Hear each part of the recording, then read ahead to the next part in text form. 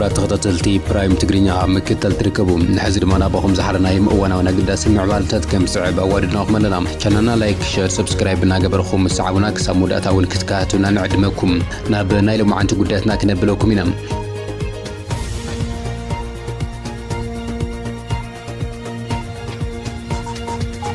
ኢትዮጵያን ኤርትራን ናይ ቃላት ኩናትን ትጅምሩ ትግራይ ድማ ኣሰላልፋ ኣንጺራላ ሽድሽተ ተወለድቲ ክልል ኣምሓራ ዝኾኑ ላዕለዎት ኣዘዝቲ ሰራዊት ምክልኻል ኢትዮጵያ ካብ መዝነቶም ክእለዩ ክኢሎም ኣለዉ ኣብ ሱዳን ዘለዉ ኣሃድታት ሰራዊት ትዲኤፍ ብቴክኖሎጂ ኣጽዋራትን ኣየርን ዝተሰነየ ፈታኒ ምድረበዳዊ ውግኣት ተሳሒሎም ከም ዘለዉ ሽቶም ዓዊቶም ድማ ናብ ኢትዮጵያ ከቕንዑ ከም ዘለዉ ተገሊጹ ሓደ ማዕኸል ዜና ብዛዕባ ኤርትራ ኣመልኪቱ ዝዘርግሖ ኣዘራራቢ ሓሳብ እውን ኣሎ ኤርትራ ዳግማይ ማዕቐብ ክግበራ ዝሕብር እንትኸውን ሕቡኣት ኣጽዋራት ተመላልስ ምህላው እውን ኣቃሊሑሎም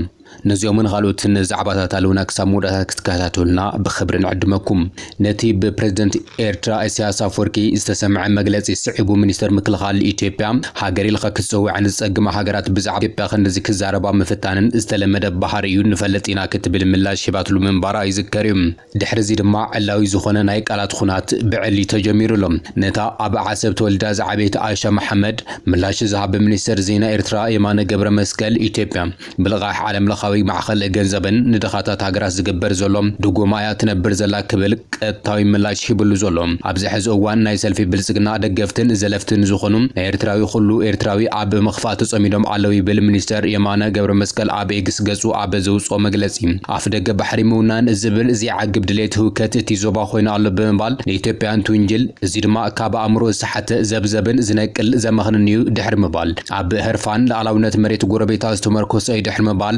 ጠንቂናይቲ ዘይምርግጋእ ካብዚ ከም ዝብገስዩ ኣስሚሩሉ ዘሎ እቲ ምርግጋእ ተሓሪሞ ዘሎ ዞባ ቀርኒ ኣፍሪካ ዘላቒ ምዕባለ ክረጋገጽ ዓቕሚ ከም ዘለዎ ብምእማን ይኹን እምበር ኣዕኑድ ዓለም ለኻዊ ሕጊ ዝተመርኮሰ ዘላቒ ዞባዊ ሰላም ኣብ ዘለዎ ኩነታት ጥራሕ እዩ ክረጋገጽን ውሕስነት ክረክብ ዝኽእል ክብል ገሊጹ ዘሎ ንሱ ነዚ እንትብል ነበር ኣምባሳደር ኣቐባሊ ቃልን ጉዳያት ወጻኢት ሃገር ዝኾነ ዲና ምፍቲ ኤርትራ ሕዚ እውን ግዛት ኢትዮጵያ ሒዛ ከም ትርከብ ኣመላኺቱ ዘሎ ነስዕቡ ድማ ተጋሩ ኣብ ክልተ ሓሳባት መቆይል ከም ዘሎ ይዝግለጽ ዘሎ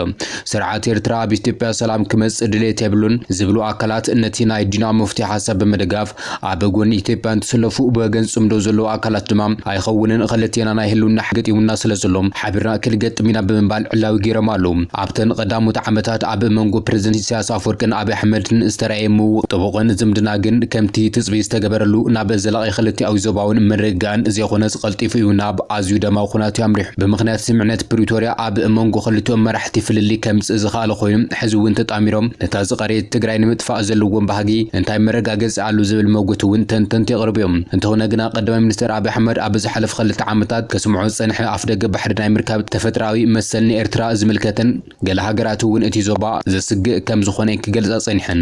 ኤርትራ ንኢትዮጵያ ገዲፋ ምስ ግብጺ ምስታ ስግኣት ኣዲስ ኣበባ ዘሸቐላ ሶማልያን ሱሉሳዊ ሽርክነት ምግባራ እውን እቲ ኩነታት ናበይ የምርሕ ምንባሩ ዘአንፍት ምንባሩ ይግለጽ እዩ በመንገዲ መንግስታዊ ናይ ዜና ማዕኸል ይኹን ዘይስሩዕ ርእይቶታት ሰብ ስልጣናት ሓሊፉ ዝስማዕ ዝነበረ ግሉጽን ጉልባብን ቃላት ክጠቓቕዓ ጸኒሐንን ካብ ሓሊፈን ድማ ናብ ቀጥታዊ ክስታት ገብረ መልስታትን ዝኣትዋ ኢትዮጵያን ኤርትራን ኣብ መወዳእታ ፕሬዝደንት ኢሳያስ አፈወርቂ ኣብ መበል 34 ዓመት ጽምብል ሃገራዊ ናጽነት ኤርትራ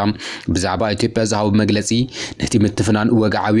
ኣልቢስዎም ብፍላይ ናብ ገዛኢ ሰልፊ ብልጽግና ዘነጻጸረ ተሪር ነቐፌታ ብምቕራብ ነቲ ኣብ ኢትዮጵያ ኣብ ፈለማ ተፈጢሩ ዝነበረ ትስፉ ናይ ህዝቢ ሃንቆብታ ብምትእታው ናይ ደገ ሓይልታት ከም ዝበርዓነ እዩ ተዛሪቡ ኣብ ውሽጢ ናይ ዝሓለፈ ቀረባ ዓመታት ጥራሕ ብሽም ብልጽግና ከም ሓድሽ ወኪል ወይም ተገዛኢ ኣብ ልዕሊ ህዝቢ ኢትዮጵያ ኣውጅዎ ዘሎ ኩናታት ናይ ጭንቁ መርኣያ ክብል እውን ገሊጹ ነይሩ ናይ ክልቲኦም ሰበስልጣናት ናይ ቃላት ኩናት ገይሮሞ ዘሎ ኣብዚ ድማ መንጽር ትግራይ ኣብ ክልተ ተመቒላ መጻኢ እውን ኣብ ኣዝዩ ዝጸግም ኩነታት ይርከብ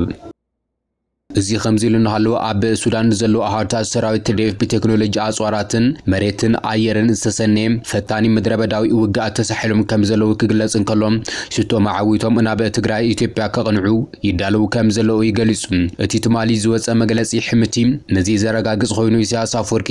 ንባዕሉ እውን ዘይኣምነሎም ጥሩፋት እስላማውያን ጉጅለ ኣልቡርሃን ዝድግፍ ዘሎ ብምባል ምዃኖም እውን ኩሉ ሰነዳት ኣለና እዚ ኣንጻር ረብሑ እዩ ጽባሕ እዞም ጥሩፋት ጸላእቱ ክኾኑ እዮም ክብል ይብል ይገልጽ ዘሎም ንሱ ወሲኹ ከም ዝገለጾ እንትኾይኑ ኣብ ኤርትራ ሰልጠኑ ሰራዊት አልቡርሃን ንስዕረት ሓይልታቱ ደረኺ ምንባሩ ከይሓበአ ኣብ ቀረብ እዋናት ግን ሓይሉ ኣተኣካኪቡ ኣብ ርእሲ ፖርት ሱዳን ከባቢያን መጥቃዕቲ ከም ዝፍኑ ካብ ምግላጽ ብተወሰኺ ንኤርትራን ግብጽን እውን ኣጠንቂቖም መምሕዳር አብይ አሕመድ ኣብ ሱዳን ዘለው ኣሃታት ሰራዊት ትግራይ እውን በቴክኖሎጂ ኣጽዋራት መሬት ኣየር ዝተሰነየ ፈታኒ ምድረ በዳዊ ውግኣት ተሳሒሎም ከም ዘለው ብምግላጽ ሽቶም ዓዊቶም ናብ ትግራይ ኢትዮጵያ ከቕንዑ ይዳለው ምህላዎም ሓበሬታ ከም ዘለው እናተገለጸ ዘሎ በዚ ምክንያት ድማ ኣብ ደቡባዊ ሱዳንን ምዕራብ ትግራይን ሰራዊቱ ኣብ ምጉልባት ኣተኪሩ ይሰርሕ ከም ዘሎ ክግለጽ ኣሎ እንተኾነ ግን እዘን ኣሃታት ሰራዊት ትግራይ ናብ ኢትዮጵያ ከኣትዋ ዝኽእላሉ በርታት ብወገን ደቡብ ሱዳን ወይ ምዕራብ ትግራይ ጥራሕ ከም ዘይኸውን እውን እናተገለጸ እዩ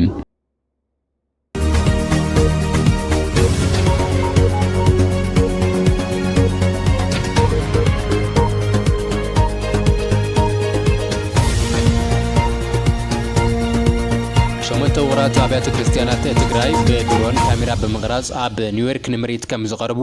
ሓላፊ ቢሮ ባህልን ቱሪዝምን ትግራይ ዶክተር አጽባ ገብረ እግዚአብሔር ገሊጹ እቶም አብያተ ክርስቲያናት ቢሮ ባህልን ቱሪዝምን ትግራይ ምስ ዘሚት ዝተባሃለ ሚዚየም ኒውዮርክ ድሕሪ ኩናት ጽንተት ዝፈጠሮ ምሕዝነት ብምትሕባር ቀረጻ ድሮን ካሜራ ተገይሩሎም ንምሪት ከም ዝበቕዑ ሓቢሮም እዞም ውቅራት አብያተ ክርስቲያናት ኣብ ዓለምና ካብ ዝርከቡ ብሉጻት መስሕባት ተኻቲቶም ከም ዘለው ዝተገለጸ ኮይኑ ኣብ ሜትሮፖሊታን አርት ሙዚየም ኒውዮርክ ብመልክዕ ዶክመንታሪ ንምሪት ኣብ ዝበቅዕሉ እዋን ልዕሊ 2 ሚሊዮን ተመልከቲ ከም ዝረኸቡውን ሓቢሮም ዘሚት ዝበሃል ኣብ ኒውዮርክ ዝርከብ ትካል ኣብ ኣሜሪካ ካብ ዘለዎ ዓበይቲ ሙዚየማት ሓደ እንትኾን ልዕሊ 5000 ዓመት ዘቑፀሩ ካብ መላእ ዓለም ዝተኣካከቡ ቅርስታት ዝርከብዎ ቦታ እውን እዩ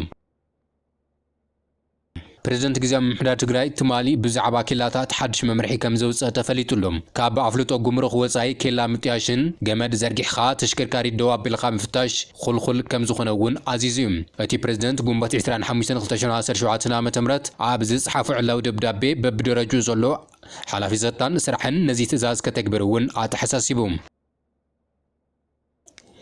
ሞደርን ዲፕሎማሲ ዝተባለ ጋዜጣ ኣብ ድሕረ ገጹ ኤርትራ ማዕቀብ ክበራሉ ክብል የንብብ ብተወሳኺ እውን ሕቡእ ምጉዓዝ ኣጽዋር ከም ትገብር እውን ሓቢሩ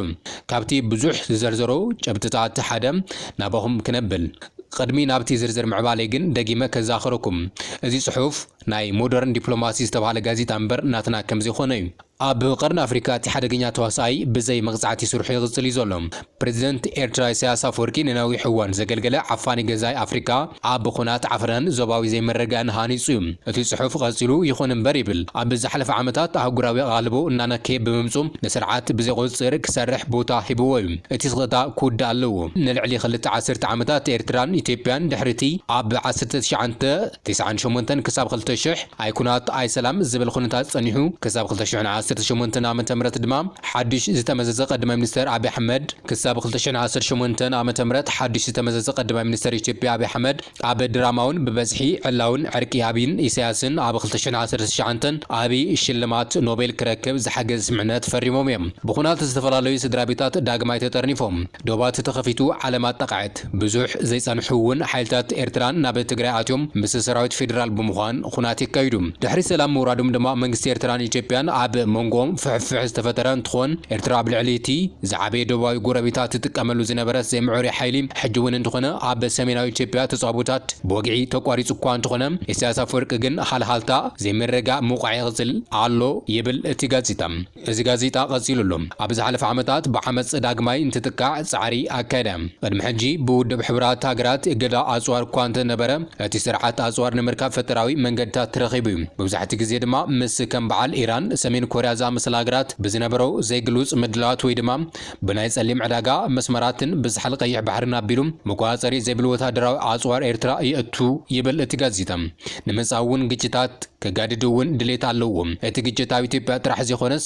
ኣብ ጅቡቲ ወይ ሱዳን ክህሊ ይኽእል ከም ዘለውን ገሊጹ ክልቲአን ኣብ ዝሓለፈ እዋን ምስ ኣስመራ ውጥሪ ዝመልኦ ዝምድናታት ከም ዝነበረውን የዘኻኽር እቲ ጋዜጣ ናብ ኤርትራ ምስ ጋር ኣጽዋር ዕላማ ዝገበረ እገዳ ዳግማይ ክበራበር ክሰፍሕን ኣለዎ እዚ ድማ ንውግእ ሰብ ኣልቦ ነፈርቲ ምክትታል ርክባትን ኣጋር ሰራዊትን ክውዕሉ ዝኽእሉ ኣካይዳ ዝያዳ ገደብ ምግባር የጠቓልል እዩ ማሕበረሰብ ዓለም እውን ኣብ ልዕሊ ምስ መረበባት ዘይሕጋዊ ምስ ጋር ምሽጋር ኤርትራን ወታደራዊ ጻዕርታትን ዕድጊት ዝተኣሳሰሩ ውልቀ ሰባትን ኣካላትን ዕላማ ዝገበረ ፋይናንሳዊ እገዳ ክገበር ይግባእ ይብል። ምክትታል ወደባት ኣብ ቀይሕ ባሕሪ ብፍላይ ኣብ ባጽዕን ዓሰብን ክውስኽ ኣለዎ። መደባት ምእጋድ ባሕሪ ድማ ምስ ዞባዊ መሓዙት ሃገራት ብምትሕባር ክሕይል ይግባእ ይብል እናበለ እቲ ጋዜጣ የጠቐልል።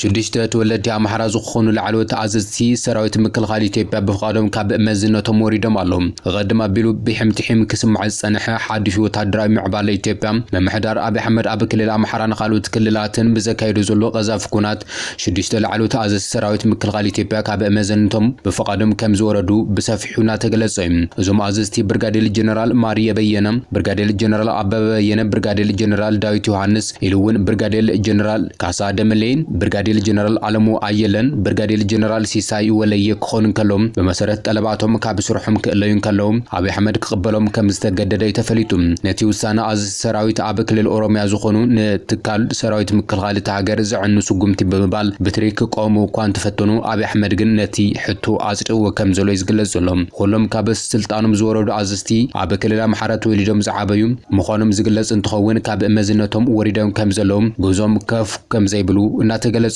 ኮታስ እቲ ብድሕሪት ምዕባለ ዝስዕብ ምብታን ሰራዊት እቲ ሃገር ከም ዝኽተል እዩ እናተገለጸ ዘሎ።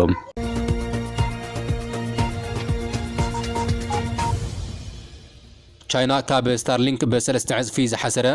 ብ10 ዕጽፊ ዝቐልጠፈን ናይ ገዛ ርእሳ ሳተላይት ኢንተርኔት ኣገልግሎት ጀሚራ። እዚ ኩያፋን ዝተባለ ሳተላይት ኣብ ካልኦት ክሳብ 2 ጂፒኤስ ዝቐልጠፈ ከም ዝኾነ እውን ተሓቢሩ። ቻይና ብቴክኖሎጂ ትስጉመሉ ዘላ ናሃሪ ጸብለልታ ከም ዘርኢ ይግለጽ እዩ ዘሎ። ኣብ ፍጹም ዝተፈላለየ ዓለም ከም ዘሎ እውን እናተገለጸ እዩ።